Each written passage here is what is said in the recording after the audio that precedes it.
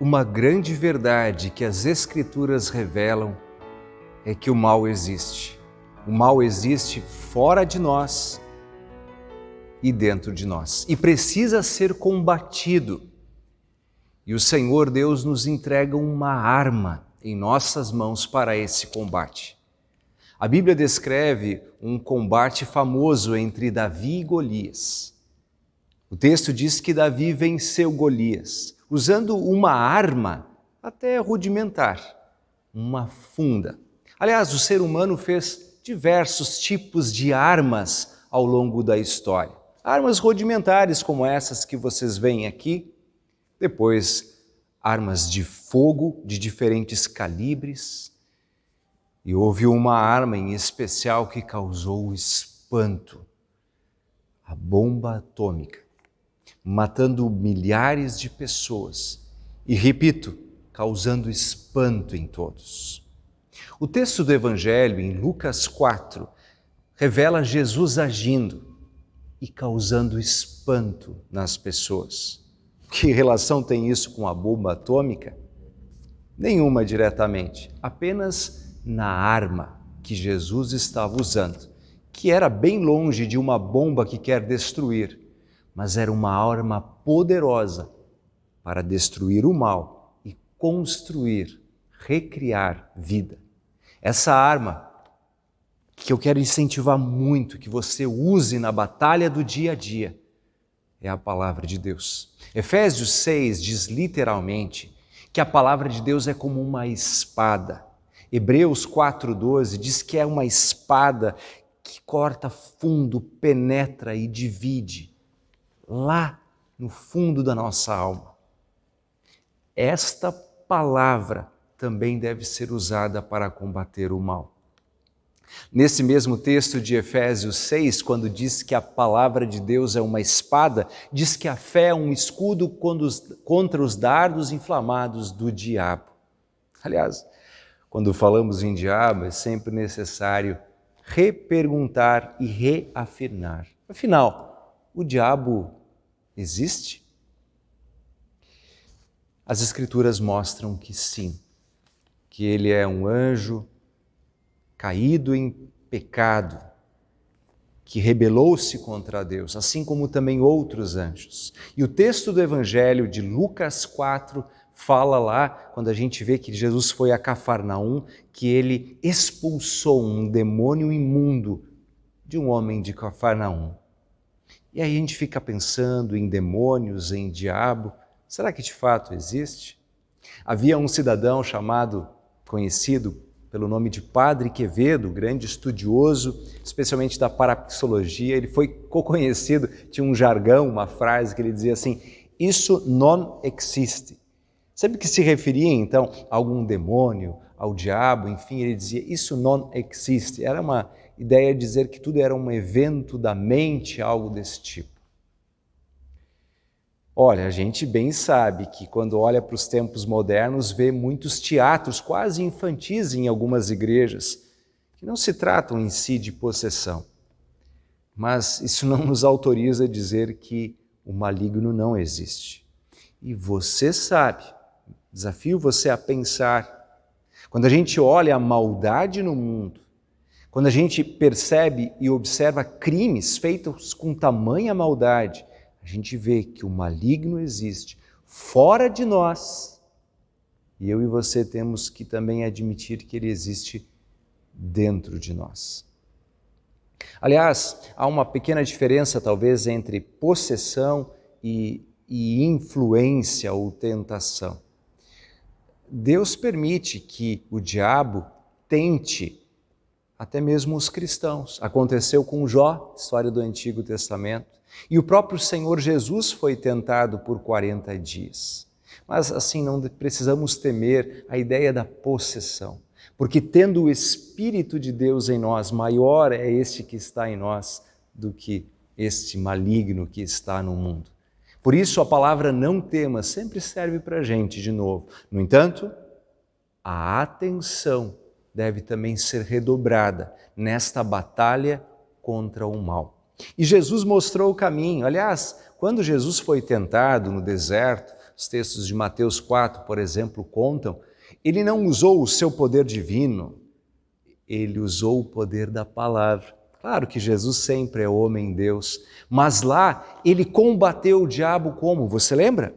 Usando a expressão está escrito. Ou seja, ele usou a palavra de Deus. A palavra de Deus. E por que ele fez isso?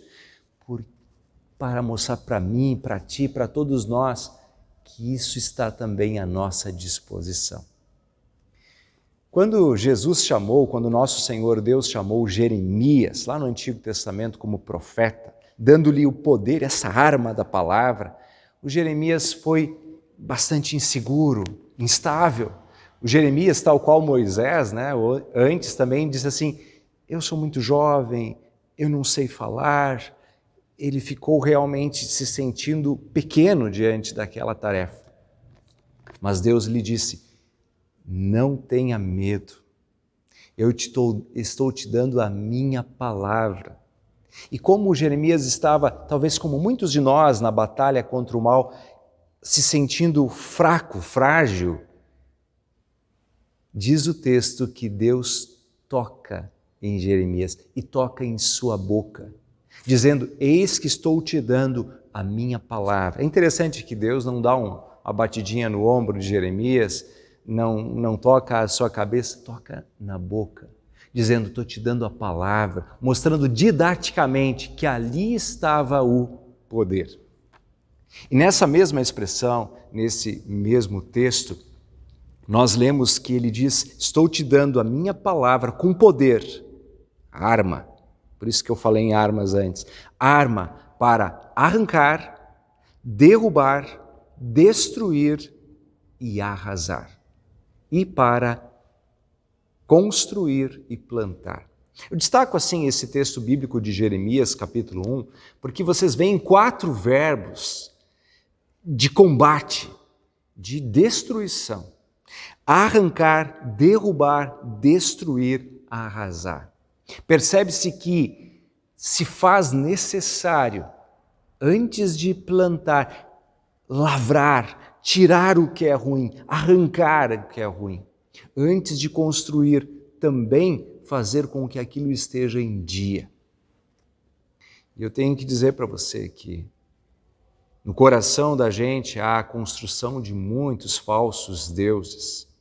O sucesso, o dinheiro, um egocentrismo que precisa ser pelo poder da palavra derrubado. Por isso que eu disse que a palavra de Deus é uma arma para o mal que está fora de nós e dentro de nós. E quantas vezes a gente se sente abatido por esse inimigo, não é verdade?